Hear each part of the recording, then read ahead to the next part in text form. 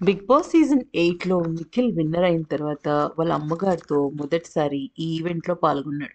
అయితే తను ఇంత గొప్పగా కారణం అవ్వడానికి వాళ్ళ అమ్మగారే కారణమన్నాడు. కానీ వాళ్ళ అమ్మగారు వచ్చే టైంకి మీరు గమనించినట్టయితే అక్కడ కావ్య కనిపించడం లేదు. కావ్య అప్పటికే షో వదిలేసి వెళ్ళిపోయింది.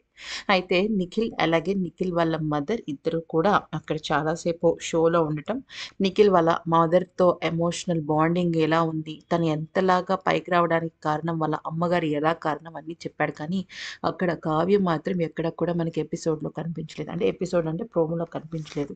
కావ్య మాత్రమే కాదు అక్కడ మన ఆహ్, మా సీరియల్ హీరో ఉన్నాడు కదా! అతను కూడా కనిపించలేదనమాట. బాలు. బాలు గూడా కనిపించలేదు. బాలు లేడు, కావ్య కూడా లేదు. సో, కావ్య లేకపోవడాన్ని చాలామంది ఏమనుకుంటున్నారంటే నెటిజన్స్ మేబీ నిఖిల్ వాళ్ళ మదర్‌కి, అలాగే కావ్యకి మధ్య గొడవ వల్ల నిఖిల్, కావ్య విడిపోయారేమో అన్న వాదనలు కూడా వినిపిస్తున్నాయి.